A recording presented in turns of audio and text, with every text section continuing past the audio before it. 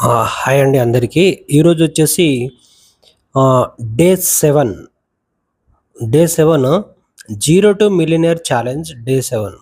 So, ఈరోజొచ్చేసి మనము కంపెనీకి సంబంధించిన ఎవ్రీథింగ్ అంటే మన కొత్త కంపెనీ పెట్టడానికి అంటే ఏ కంపెనీ స్టార్ట్ చేయాలి? ప్రైవేట్ లిమిటెడ్ కంపెనీనా? లేపోతే మనకు ఎస్ఎంఈ కంపెనీనా అనేది మనము అంటే ప్రైవేట్ లిమిటెడ్ పెట్టుకోవచ్చా? లేకపోతే ఎల్ఎల్‌పి చేసుకోవచ్చా? అనే విషయం పైన ప్రతీదీ క్లియర్‌గా ఎవ్రీథింగ్ క్లియర్‌గా చార్టర్డ్ అకౌంటెంట్‌కి డీటెయిల్స్ పెట్టాను గదా! సో, నాకు చార్టర్డ్ అకౌంటెంట్ తోటి మాట్లాడడం జరిగింది. ప్రతి ఒక్కటి ఎక్స్‌ప్లెయిన్ చేశారు. ప్రెజెంట్ అయితే మా కంపెనీ ప్రాసెస్‌కి సంబంధించిన డీటెయిల్స్ ఎవ్రీథింగ్ అనేది మనకు కన్ఫర్మ్ చేయడం జరిగింది. సో, మనము వితిన్ 1 వీక్‌లో మన ఓన్ కంపెనీ అనేది ఎస్టాబ్లిష్ అవుతుంది.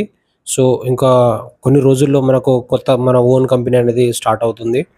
సో, తప్పకుండా మీ అందరి యొక్క సపోర్ట్ కావాలి. తప్పకుండా మీ యొక్క బ్లెస్సింగ్స్ కావాలి.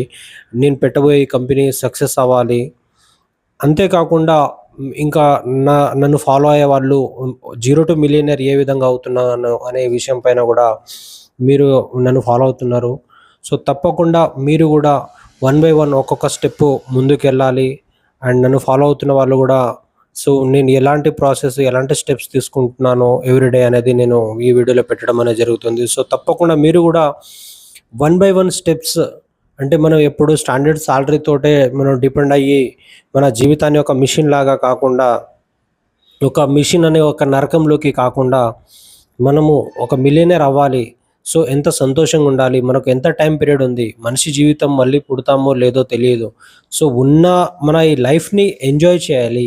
ఏ విధంగా ఎంజాయ్ చేయాలి? మనం ఎంత టైం మన ఉద్యోగానికి కేటాయించాలి, లేకపోతే మన ఒక బిజినెస్‌కి కేటాయించాలి.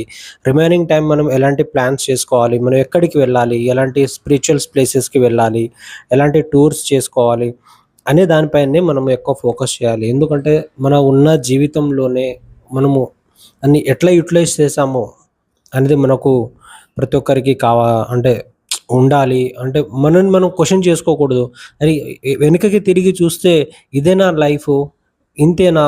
నేను ఒకే రోల్‌లో ఒకే దగ్గరనే ఒకే ఆఫీస్ దగ్గరనే నేను ఉన్నానా అని కాకుండా ఒక మంచి లైఫ్ అంటే మనం ఎంత ఎక్స్‌ప్లోర్ చేశాము, మనం ఏం తెలుసుకున్నాము, మనం ఎక్కడికెక్కడికి వెళ్ళాము అనేది వెనక్కి తిరిగి చూసినా కూడా నాకు ఇన్ని స్వీట్ మెమోరీస్ ఉన్నాయి. నాకు ఇంత క్యాపిటల్ ఉంది. నాకు ఇంత మనీ సంపాదించాను. నా లైఫ్ ఇలా ఉంది. నేను చాలా బాగా లీడ్ చేశాననే ఒక మంచి ఉద్దేశంతో ఉండాలి. సో, తప్పకుండా మీరు ఎవరైనా గూడా ఫర్దర్‌గా ఏమైనా డీటెయిల్స్ కావాలన్నా